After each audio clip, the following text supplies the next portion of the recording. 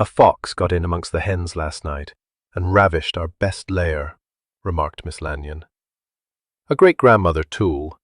You'd think he would be ashamed." Receiving no answer, she continued, in an altered voice. "Indeed you would. It is a great deal too bad. What is to be done?" His attention caught. Her companion raised his eyes from the book, which lay open beside him on the table, and directed them upon her in a look of aloof inquiry. "What's that? Did you say something to me, Venetia?"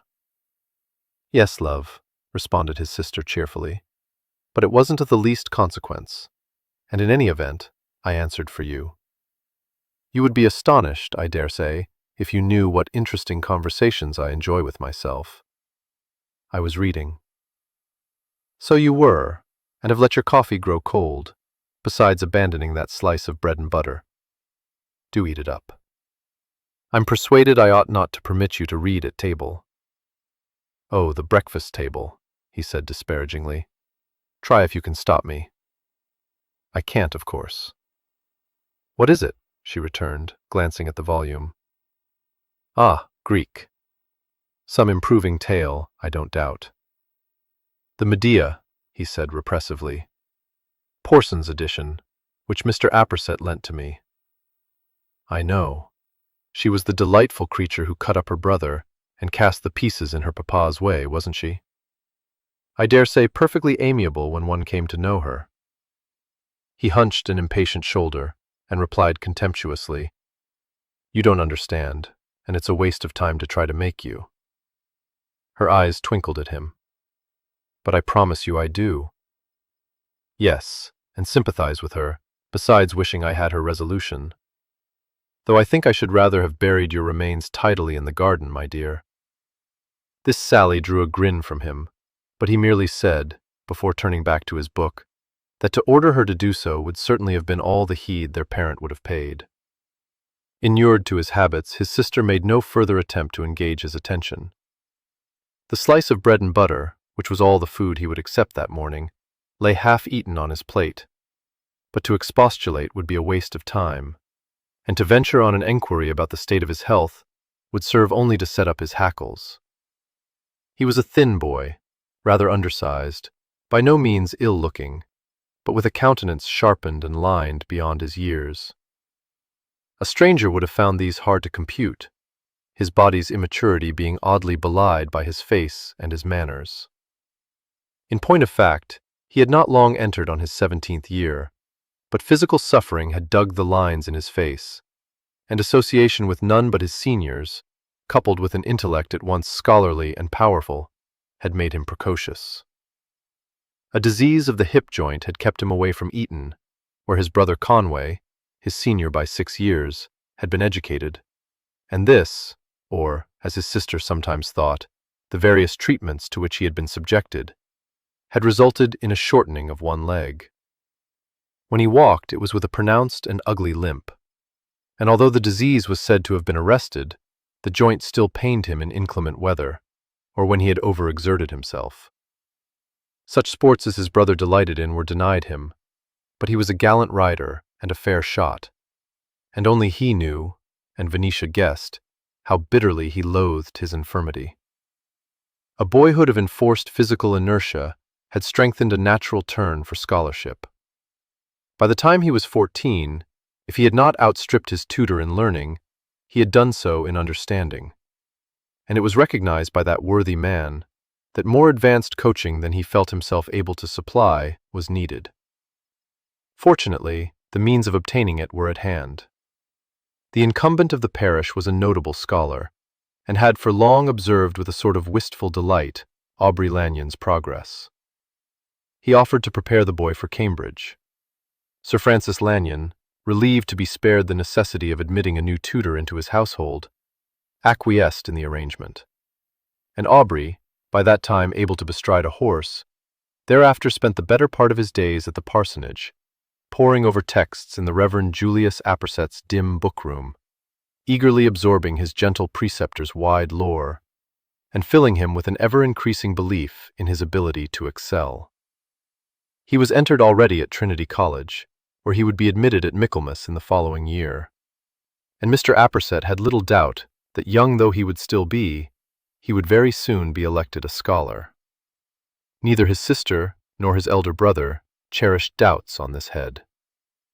Venetia knew his intellect to be superior, and Conway, himself a splendidly robust young sportsman, to whom the writing of a letter was an intolerable labor, regarded him with as much awe as compassion. To win a fellowship seemed to Conway a strange ambition, but he sincerely hoped Aubrey would achieve it. For what else, he once said to Venetia, could the poor little lad do but stick to his books? For her part, Venetia thought he stuck too closely to them, and was showing, at an alarmingly early age, every sign of becoming just such an obstinate recluse as their father had been. He was supposed, at the moment, to be enjoying a holiday, for Mr. Aperset was in Bath, recuperating from a severe illness, a cousin, with whom he had fortunately been able to exchange, performing his duties for him.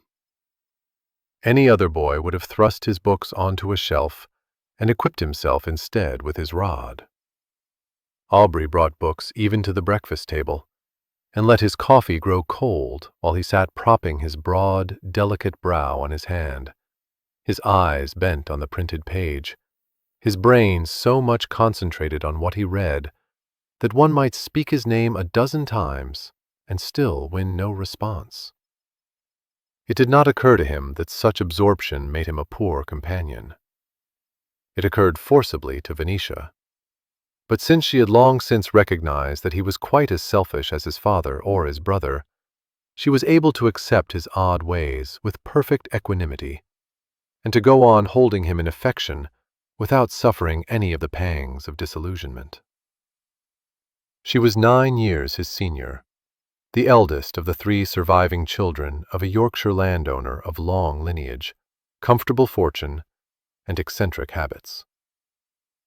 The loss of his wife before Aubrey was out of shortcoats had caused Sir Francis to immure himself in the fastness of his manor, some 15 miles from York, and to remain there, sublimely indifferent to the welfare of his offspring, abjuring the society of his fellows.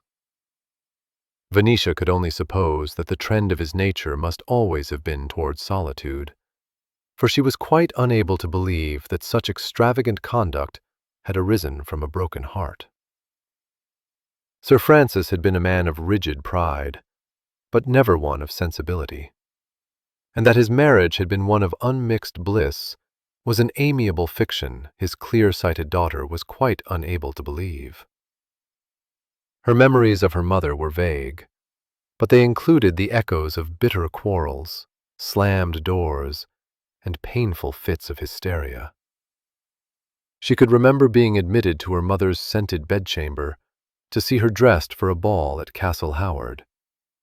She could remember a beautiful, discontented face, a welter of expensive dresses, a French maid, but not one recollection could she summon up of maternal concern or affection. It was certain that Lady Lanyon had not shared her husband's love of country life. Every spring had seen the ill-assorted pair in London. Early summer took them to Brighton. When they returned to Undershaw, it was not long before her ladyship became moped, and when winter closed down on Yorkshire, she was unable to support the rigors of the climate, and was off with her reluctant spouse to visit friends. No one could think that such a butterfly's existence suited Sir Francis. Yet when a sudden illness had carried her off, he had come home a stricken man, unable to bear the sight of her portrait on the wall, or to hear her name mentioned. His children grew up in the desert of his creating. Only Conway, sent to Eton and passing thence into the Foot, escaping into a larger world. Neither Venetia nor Aubrey had been farther from Undershaw than Scarborough, and their acquaintance was limited to the few families living within reach of the manor. Neither repined, Aubrey because he shrank from going among strangers, Venetia because it was not in her nature to do so. She had only once been disconsolate. That was when she was 17, and Sir Francis had refused to let her go to his sister in London to be presented and brought out into society. It had seemed hard, and some tears had been shed. However, a very little reflection had sufficed to convince her that the scheme was really quite impractical. She could not leave Aubrey, a sickly 8-year-old, to nurse's sole care. That excellent creature's devotion would have driven him into a madhouse. So she had dried her eyes and made the best of things. Papa, after all, was not unreasonable. Though he would not consent to a London season, he raised no objection to her attending the assemblies in York, or even in Harrogate, whenever Lady Denny or Mrs. Yardley invited her to go with them, which they quite frequently did, the one from kindness, the other under compulsion from her determined son. Nor was Papa at all mean. He never questioned her household expenditure, bestowed a handsome allowance on her, and, somewhat to her surprise, left her, at his death, a very respectable competence. This event had occurred 3 years previously, within a month of the glorious victory at Waterloo, and quite unexpectedly, of a fatal stroke. It had been a shock to his children, but not a grief. In fact, said Venetia, scandalizing kind Lady Denny, we go on very much better without him. My dear, gasped her ladyship, who had come to the manor prepared to clasp the orphans to her sentimental bosom. You are overwrought. Indeed I'm not, Venetia replied, laughing. Why, ma'am, how many times have you declared him to have been the most unnatural parent? But he's dead, Venetia. Yes, but I don't suppose he has any more fondness for us now than he had when he was alive, ma'am. He never made the least push to engage our affections, you know, so he really cannot expect us to grieve for him. Finding this unanswerable, Lady Denny merely begged her not to say such things, and made haste to ask what she now meant to do. Venetia had said that it all depended on Conway. Until he came home to take up his inheritance, there was nothing she could do but continue in the old way. Except, of course, that I shall now be able to entertain our friends at the manor, which will be very much more comfortable than it was when Papa would allow none but Edward Yardley and Dr. Bentworth to cross the threshold. 3 years later, Venetia was still awaiting Conway's return, and Lady Denny had almost ceased to inveigh against his selfishness in leaving the burden of his affairs on her shoulders. No one had been surprised that he had at first found it impossible to return to England, for no doubt everything must have been at 6s and 7s in Belgium and France, and all our regiments sadly depleted after so sanguinary a battle as Waterloo.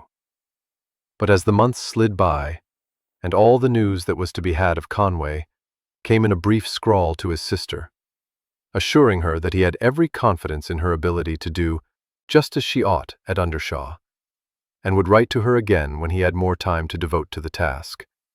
It began to be generally felt that his continued absence arose less from a sense of duty than from reluctance to abandon a life that seemed, from accounts gleaned from visitors to the Army of Occupation, to consist largely of cricket matches and balls. When last heard of, Conway had had the good fortune to be appointed to Lord Hill's staff, and was stationed at Cambray. He had been unable to write at much length to Venetia because the great man was expected, and there was to be a review, followed by a dinner party, which meant that the staff was kept busy. He knew she would understand exactly how it was, and he remained her affectionate brother Conway. P.S. I don't know which field you mean. You had best do what Powick thinks right. And for anything he cares, she may live all her days at Undershaw and die an old maid, tearfully declared Lady Denny. She is more likely to marry Edward Yardley, responded her lord prosaically. I have nothing to say against Edward Yardley. Indeed, I believe him to be a truly estimable person. But I have always said, and I always shall say, that it would be throwing herself away. If only our own dear Oswald were 10 years older, Sir John. But here the conversation took an abrupt turn, Sir John's evil genius prompting him to exclaim that he hoped such a fine-looking girl had more sense than to look twice at the silliest puppy in the county.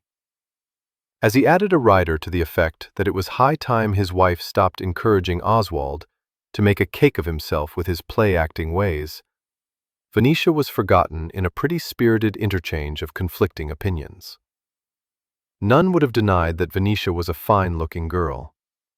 Most would not have hesitated to call her beautiful. Amongst the pick of the debutantes at Almack's, she must have attracted attention. In the more restricted society in which she dwelt, she was a nonpareil. It was not only the size and brilliance of her eyes which excited admiration, or the glory of her shining guinea-gold hair, or even the enchanting arch of her pretty mouth. There was something very taking in her face, which owed nothing to the excellence of her features. An expression of sweetness, a sparkle of irrepressible fun, an unusually open look, quite devoid of self-consciousness. The humorous gleam sprang to her eyes as she glanced at Aubrey, still lost in antiquity. She said, "Aubrey, dear odious Aubrey, do lend me your ears. Just one of your ears, love." He looked up, an answering gleam in his own eyes. "Not if it is something I particularly dislike." "No, I promise you it isn't," she replied, laughing. "Only, if you mean to ride out presently, will you be so very obliging as to call at the receiving office and inquire if there has been a parcel delivered there for me from York? Quite a small parcel, dear Aubrey. Not in the least unwieldy, upon my honor." "Yes, I'll do that. If it's not fish. If it is, you may send Puxton for it, my dear." "No, it's muslin. Unexceptionable." He had risen and walked over to the window with his awkward, dragging step. "It's too hot to go out at all, I think. But I will. Oh, I most certainly will, and at once. My dear, both your suitors are come to pay us a morning visit."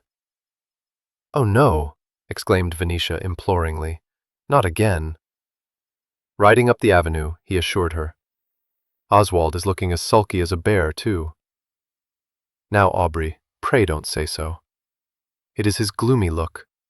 He is brooding over nameless crimes, I dare say, and only think how disheartening to have his dark thoughts mistaken for a fit of the sulks." "What nameless crimes?" "My dear, how should I know? Or he either? Poor boy, it is all Byron's fault. Oswald can't decide whether it is his lordship whom he resembles or his lordship's corsair. In either event, it is very disturbing for poor Lady Denny. She is persuaded he is suffering from a disorder of the blood, and has been begging him to take James powders." "Byron?" Aubrey ejaculated, with one of his impatient shrugs. "I don't know how you can read such stuff." "Of course you don't, love. And I must own I wish Oswald had found himself unable to do so. I wonder what excuse Edward will offer us for this visit. Surely there cannot have been another royal marriage, or general election, or that he should think we care for such trash." Aubrey turned away from the window. "Are you going to marry him?" he asked. "No, I don't know. I am sure he would be a kind husband, but try as I will, I can't hold him in anything but esteem," she replied, in a comically despairing tone. "Why do you try?"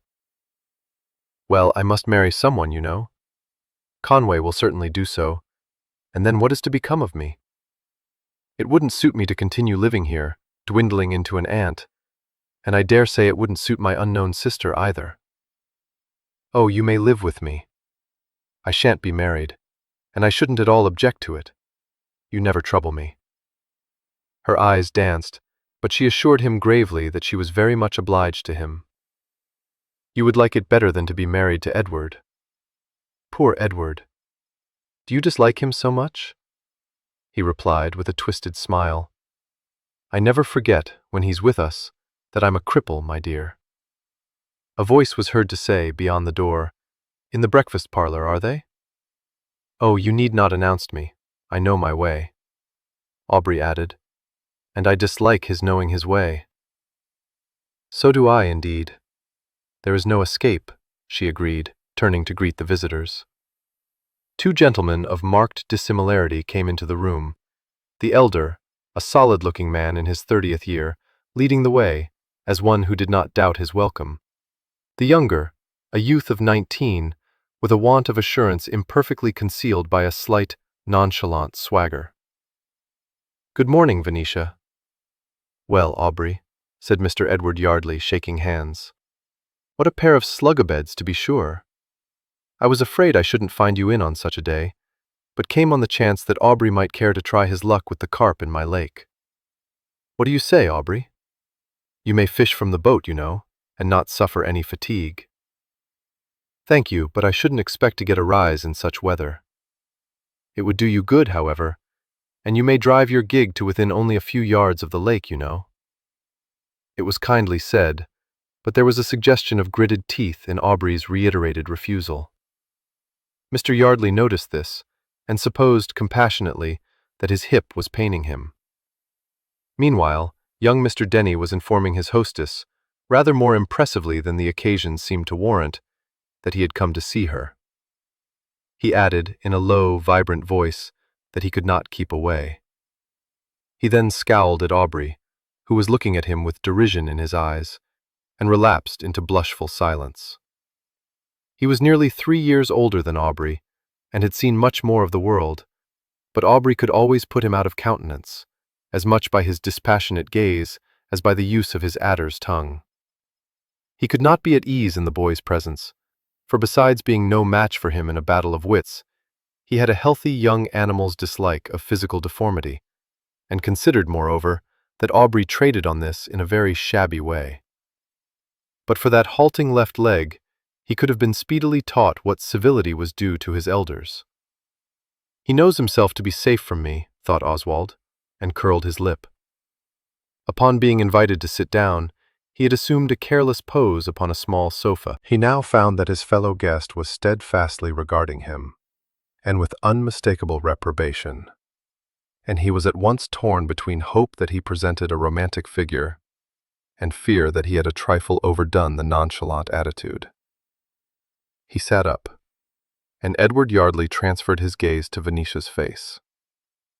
Mr. Yardley, with no wish to appear romantic, would never have been guilty of lounging in a lady's presence. Nor would he have paid a morning visit dressed in a shooting jacket, and with a silk handkerchief knotted round his throat, its ends untidily worn outside his coat.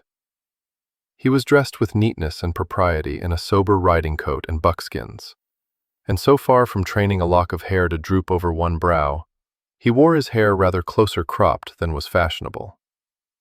He might have served as a model for a country gentleman of solid worth and modest ambition. Certainly no stranger would have guessed that it was he, and not Oswald, who was the only child of a doting and widowed mother. His father having died before Edward had reached his 10th birthday, he had at a very early age come into the possession of his fortune. This was respectable rather than handsome, large enough to enable a prudent man to command the elegancies of life, and still contrive to be beforehand with the world. A sprig of fashion, bent on cutting a dash, would have thought it penury, but Edward had no extravagant tastes. His estate, which was situated rather less than 10 miles from Undershaw, was neither so extensive nor so important as Undershaw, but it was generally considered to be a snug property, and conferred upon its owner the acknowledged standing in the North Riding, which was the summit of his ambition. Of a naturally serious disposition, he was also endowed with a strong sense of duty. Frustrating all the efforts of his mamma to ruin his character by excessive indulgence, he early assumed the conduct of his affairs, and rapidly grew into a grave young man of uniform virtues.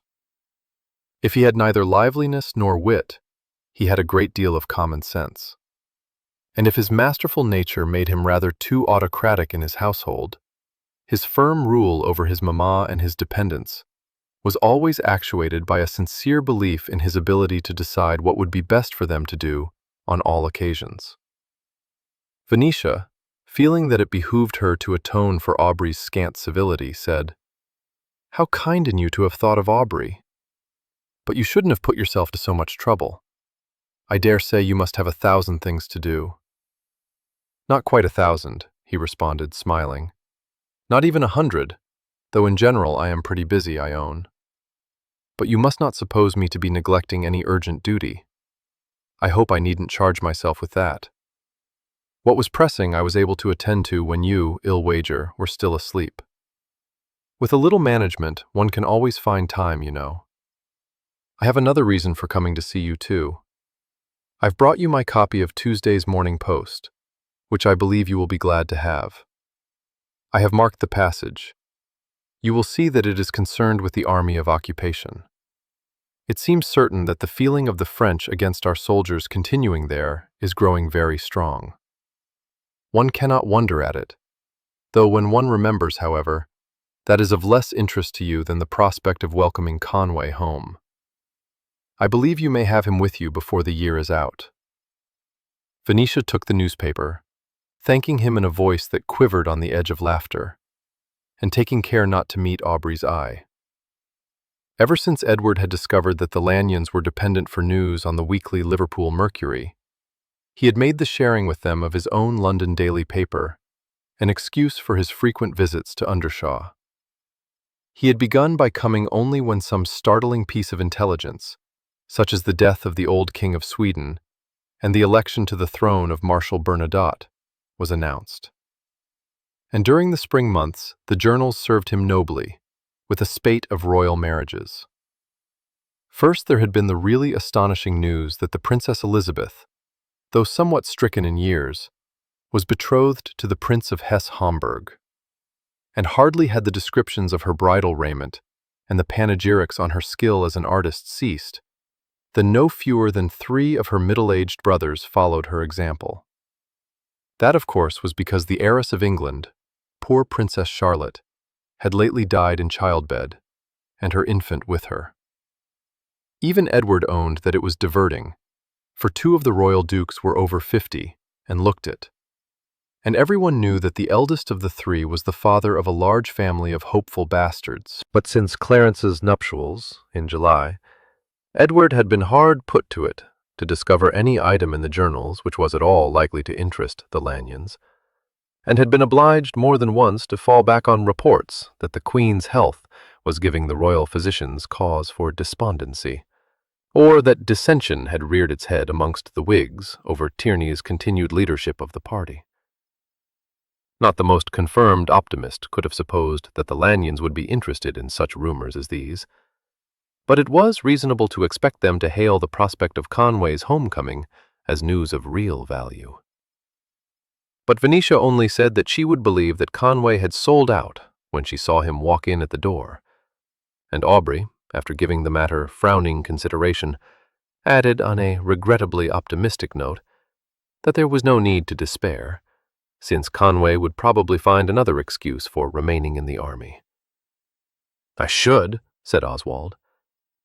He then realized that this was decidedly uncomplimentary to his hostess, fell into an agony, and stammered, "That is, I don't mean that is, I mean, I should if I were Sir Conway.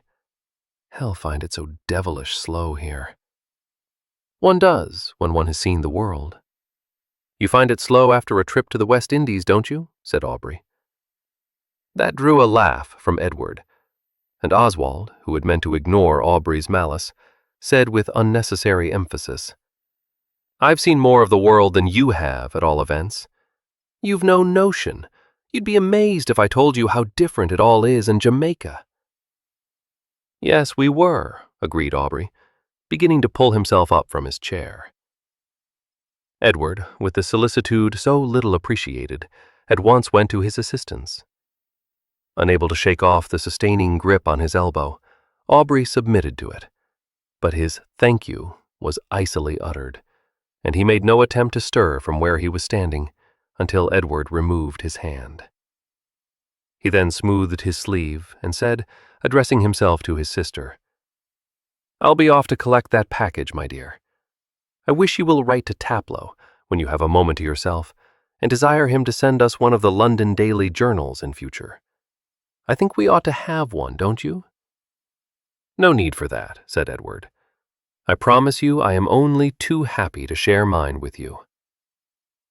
Aubrey paused in the doorway to look back, and to say with dulcet softness, "But if we had our own, you wouldn't be obliged to ride over to us so often, would you?"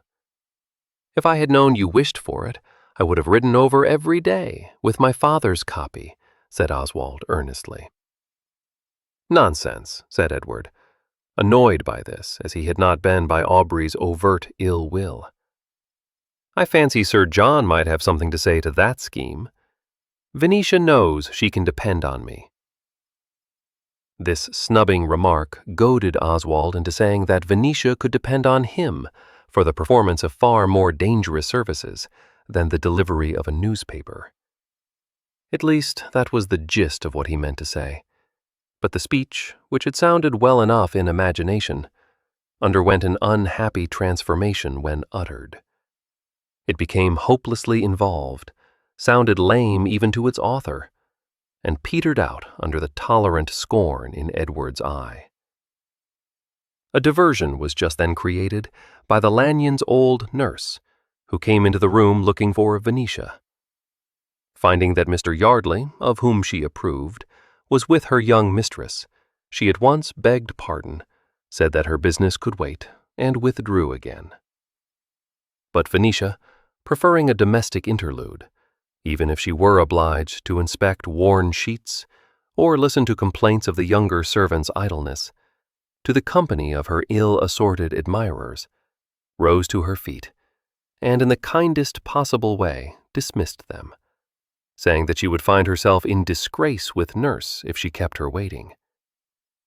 "I have been neglecting my duties, and if I don't take care shall be subjected to a dreadful scold," she said, smiling, and holding out her hand to Oswald. "So I must send you both away. Don't be vexed. You are such old friends that I don't stand on ceremony with you." Not even Edward's presence could deter Oswald from raising her hand to his lips and pressing a fervent kiss upon it. She received this with unruffled equanimity, and upon recovering her hand, held it out to Edward. But he only smiled and said, "In a moment," and held open the door for her. She went past him into the hall, and he followed her, firmly shutting his rival into the breakfast parlor. "You should not encourage that stupid boy to dangle after you," he remarked. "Do I encourage him?" she said, looking surprised. "I thought I behaved to him as I do to Aubrey.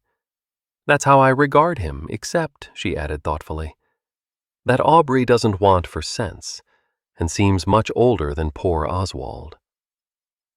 "My dear Venetia, I do not accuse you of flirting with him," he replied, with an indulgent smile. "Nor am I jealous, if that's what you are thinking."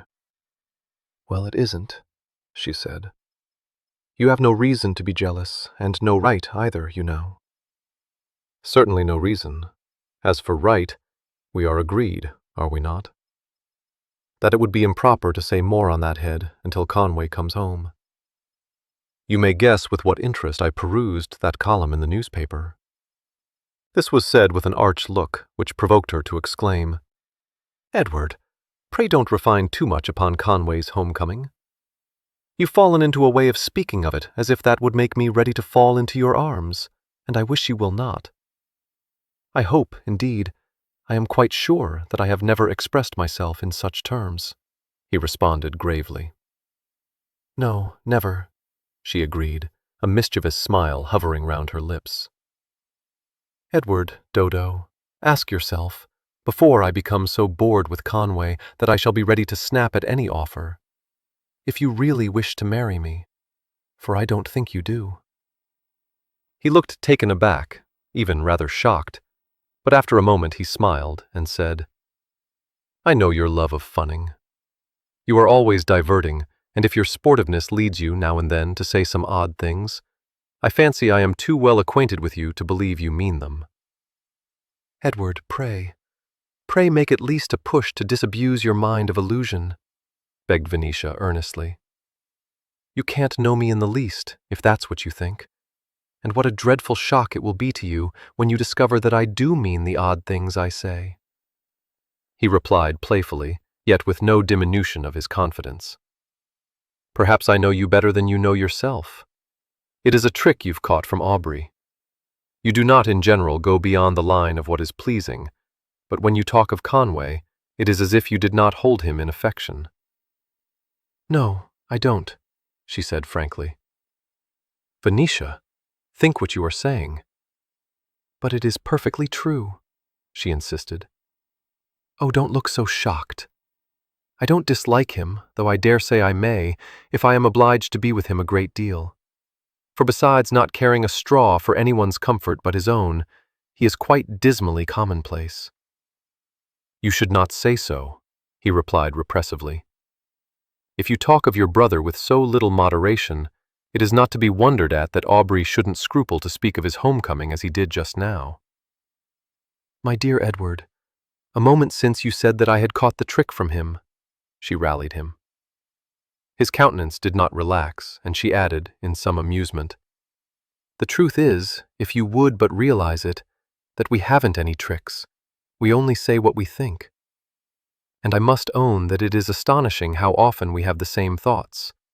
For we are not, I believe, much alike, certainly not in our tastes.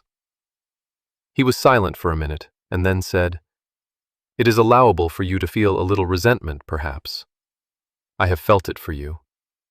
Your situation here, since your father's death, has been uncomfortable, and Conway has not scrupled to lay his burdens, indeed his duties, upon your shoulders. But with Aubrey it is otherwise. I was tempted to give him a sharp set-down when I heard him speak as he did of his brother. Whatever Conway's faults may be, he is very good-natured, and has always been kind to Aubrey. Yes, but Aubrey doesn't like people because they are kind, she said. Now you are talking nonsensically. Oh no. When Aubrey likes people, it isn't for anything they do. It's for what they have in their minds, I think. It will be a very good thing for Aubrey when Conway does come home, he interrupted. If the only people he is foolish enough to think he can like are classical scholars, it's high time. What a stupid thing to say, when you must know that he likes me, he said stiffly. I beg your pardon. No doubt I misunderstood you. Indeed you did. You misunderstood what I said about Conway, too. I promise you I don't feel the least resentment, and as for my situation, oh, how absurd you are. Of course it's not uncomfortable. She saw that he was looking offended and exclaimed, Now I have vexed you. Well, it's too hot a day for quarreling, so we won't argue any more, if you please. In any event, I must go up to see what it is Nurse wants. Goodbye, and thank you for being so kind as to bring us your newspaper. Escaping from Nurse, who, besides worn sheets, displayed for her reprobation 2 of Aubrey's shirts, with wristbands torn by careless mangling, Venetia fell into the clutches of the housekeeper. Mrs. Gurnard's ostensible purpose was to remind her that now or never was the time for making bramble jelly. Her real object, arrived at only after much divagation, was to defend the new laundry maid, her own niece, from Nurse's accusations. Since these 2 elderly retainers had lived for some 26 years on terms of mutual jealousy, Venetia knew that the alleged shortcomings of the laundry maid would inevitably lead to the recital of a number of other grievances against Nurse, after which Nurse, rendered suspicious by the length of her visit to the housekeeper's room, would pounce on her to discover, by rigorous questioning, what malicious lies had been told her. So, with an adroitness born of long practice, she swiftly brought the conversation back to bramble jelly, diverting Mrs. Gurnard's mind by a promise to bring her a basket full of blackberries that very day, and slipping away to her bedchamber before that redoubtable dame could recollect any more of Nurse's iniquities. Shedding the French cambric dress she was wearing, Venetia pulled out an old dimity from her wardrobe. It was rather outmoded, and its original blue had faded to an indeterminate gray, but it was quite good enough for blackberrying, and not even nurse would cry out censoriously if it became stained. A rather stouter pair of shoes and a sunbonnet completed her toilet, and, armed with a large basket, she presently left the house, sped on her way by the intelligence conveyed to her by Ribble, the butler, that Mr. Denny, having ridden away to Thirsk, where he had business to transact, rather thought he should call again at Undershaw on his homeward journey, in case Miss Lanyon might wish to charge him with a message for his mamma. Her sole companion on this expedition was an amiable, if vacuous, spaniel, bestowed on her by Aubrey, when he had discovered that, besides being of an excitable disposition, the pup was incurably gun-shy. As escort to a lady on her solitary walks, he was by no means ideal, for, his unfortunate weakness notwithstanding, he was much addicted to sport, and, after impeding her progress for a few hundred yards by gambolling round her, jumping up at her with hysterical yelps, and, in general, enacting the role of a dog rarely released from his chain, he would dash off, deaf to all remonstrance, and reappear only at intervals, with his tongue hanging out, and an air of having snatched a moment from urgent private affairs to assure himself that all was well with her. Like most country-bred girls of her generation, Venetia was an energetic walker. Unlike most of her gently born contemporaries, she never scrupled to walk alone. It was a custom developed in her schoolroom days, when her object was to escape from her governess. An hour spent in strolling about the paths in the shrubbery was thought by Miss Pottermore to be sufficient exercise for any lady, and on the rare occasions when circumstance or persuasion induced her to set forth on the mile-long walk to the nearest village, her decorous pace was as exasperating to her pupil as was her habit of beguiling the way with instructive discourse. Although not so highly accomplished as Miss Selina Trimmer, whom she had once met and ever afterwards venerated, she was well educated. Unfortunately, she possessed neither Miss Trimmer's force of character nor her ability to inspire her pupils with affection. By the time she was 17, Venetia was so heartily bored by her that she marked her emergence from the schoolroom into young ladyhood by informing her father that, since she was now grown up and perfectly able to manage the household, they could dispense with Miss Pottermore's services. From that date, she had had no other chaperone than nurse, but, as she pointed out to Lady Denny, since she neither went into society nor received guests at Undershaw, it was hard to see what use a chaperone would be to her. Unable to say that there was any impropriety in a girl's living unchaperoned in her father's house, Lady Denny was obliged to abandon that argument, and to implore Venetia instead not to roam about the countryside unattended even by a maid. But Venetia had only laughed, and told her playfully that she was as bad as Miss Pottermore, who had never wearied of citing the example of Lady Harriet Cavendish, one of the pupils of the distinguished Miss Trimmer, who, when staying at Castle Douglas before her marriage, had never ventured beyond the gardens without her footman to attend her. Not being a duke's daughter, she did not feel it incumbent on her to take Lady Harriet for her model. "Besides, ma'am, that must have been 10 years ago at least. And to drag one of the maids with me, when she would rather be doing anything else in the world, I dare say, would destroy all my pleasure." No, I didn't rid myself of Miss Pottermore for that. Why, what should happen to me here, where everyone knows who I am? Lady Denny, sighing, had had to be content with a promise that her independent young protégé would never go unescorted into York or Thirsk. When Sir Francis had died, she had renewed her entreaties, but without much hope of being attended to.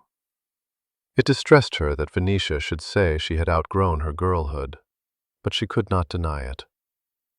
Venetia was then 22, perilously near to being on the shelf. Without ever having been off it, Sir John, though that's not precisely what I mean, only that it is a wicked shame, so beautiful as she is, and so full of liveliness, besides having the best disposition imaginable. For my part, I hold that aunt of hers pretty cheap.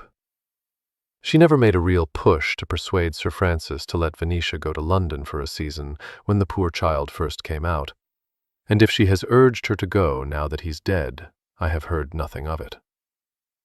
I believe her to be as selfish as her brother was, and if it were not for the expense, and our own girls to bring out, For even if anything should come of that attachment between Clara and Conway, which I don't at all reckon on, I am determined that all 5 must and shall be presented at court. Well, as I say, if it were not for that, I should be strongly tempted to take her to London myself, and I shouldn't wonder at it if she made a very respectable marriage, even though she isn't in the first blush of youth. Only, you may depend upon it, she would refuse to leave Aubrey, she added in a despondent tone. And soon it will be too late, if only she knew it. Venetia did know it, but since she could see no remedy while Conway remained obstinately abroad, she continued to make the best of things. Lady Denny would have been astonished had she been allowed to know with what misgiving Venetia regarded the future. For any female in her position, it was bleak indeed, and seemed to offer her no choice between marriage with Edward Yardley or the life of an aging and probably unwanted spinster in her brother's household. Mistress of an easy competence, it was convention and not dependence that would force her to remain at Undershaw. Single ladies did not live alone. Sisters past the marriageable age might do it. Years and years ago, the Lady Eleanor Butler and her dear friend Miss Sarah Ponsonby had done it, but in the teeth of parental opposition. They had fled to a cottage somewhere in Wales, renouncing the world, just as if they had been nuns, and since they were still living there, and had never, so far as anyone knew, stirred from their retreat, it was to be inferred that they were content. But Venetia was no eccentric, and even had she possessed a bosom friend, she would not for an instant have entertained the thought of setting up house with her. Marriage to Edward would be preferable to such a manage. And without indulging her fancy with girlish dreams of a noble and handsome suitor, Venetia felt that marriage with another than Edward would be the most agreeable solution to her difficulties. She had never been in love, and at 25 her expectations were not high. Her only acquaintance with romance lay between the covers of the books she had read, and if she had once awaited with confidence the arrival on her scene of a Sir Charles Grandison, it had not been long before common sense banished such optimism. In the days when she had now and then attended the assemblies in York, she had attracted a great deal of admiration, and more than one promising young gentleman, first struck by her beauty, and then captivated by her frank manners and the charm of her smiling eyes, would have been very happy to have followed up a mere ballroom acquaintanceship. Unfortunately, there was no possibility of following it up in the accepted mode, and although several susceptible gentlemen inveighed bitterly against the barbarity of a parent who would permit no visitor to enter his house, none of them was so deeply heart-smitten after standing up with the lovely Miss Lanyon for one country dance as to cast aside every canon of propriety, as well as to the horrid dread of making a great cake of himself, and ride out of York to Undershaw, either to hang about the gates of the manor in the hope of achieving a clandestine meeting with Venetia, or to force his way into the house. Only Edward Yardley, Sir Francis' godson, had been accorded tacit permission to cross his threshold. He was not made welcome, Sir Francis rarely emerging from his book-room during his visits, but since he was permitted to walk, talk, and ride with Venetia, it was generally believed that an offer from him for her hand would be accepted by her morose parent. No one could have described him as an impatient lover. Venetia was the magnet which drew him to Undershaw, but it was 4 years before he declared himself, and she could almost have believed then that he did it against his better judgment. She had no hesitation in declining his offer, for however much she might value his good qualities, and however grateful she might be for the various services he performed for her, she could not love him. She would have been glad to have continued on the old terms of friendship with him, but Edward, having at last made up his mind, was apparently as determined as he was confident. He was not at all cast down by her refusal. He ascribed it variously to shyness, maiden modesty, surprise, and even to devotion to her widowed father, assured her kindly that he perfectly understood such sentiments, and was content to wait until she knew her own heart, and began from that day to develop a possessive manner towards her, which provoked her very frequently to run directly counter to his advice, and to say whatever occurred to her as being most likely to shock him. It did not answer. His disapproval was often patent, but it was softened by indulgence. Her liveliness fascinated him, and he did not doubt his ability to mold her, once she was his own, to his complete liking. When Sir Francis died, Edward repeated his offer. It was again refused. This time he was more persistent, which Venetia had expected. What she did not expect was that he should suddenly suppose that her continued reluctance to accept him sprang from what he called the peculiar delicacy of her situation. He said that he honored her for scruples which she privately thought absurd, and would forbear to press her for another answer until Conway, her natural protector, came home. What should have put such a notion into his head, she was at a loss to discover, only two possible solutions presenting themselves to her puzzled mind.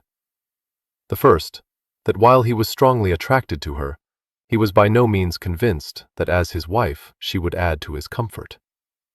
The second, that his mother had suggested it to him. Mrs. Yardley was a colorless little woman, always submissive to his will, and kindling to mild warmth only in his presence. She had never been other than civil to Venetia, but Venetia was quite sure that she did not want Edward to marry her. With the news that there was a very real hope that the army of occupation would soon be withdrawn from France, the problem of the future had drawn suddenly close to Venetia. As she walked through Undershaw's small park, she turned it over and over in her mind, but to no good purpose, as she ruefully acknowledged to herself. So much rested upon conjecture, or, at the best, possibility. The only certainty being that when Conway returned, Edward would expect a favorable answer to his suit, and would not easily be persuaded to accept any other. That was her own fault, of course, for having been too ready to seize the respite offered by his peculiar notion of propriety, and to agree, even if only tacitly, that nothing could be decided until Conway came home. Edward could hardly be expected to understand that her answer must depend largely on what Conway meant to do. There had been a rather sentimental girl and boy attachment between Conway and Clara Denny before he joined, to which Clara, at least, seemed to attach importance. If Conway attached an equal importance to it, she would find herself with a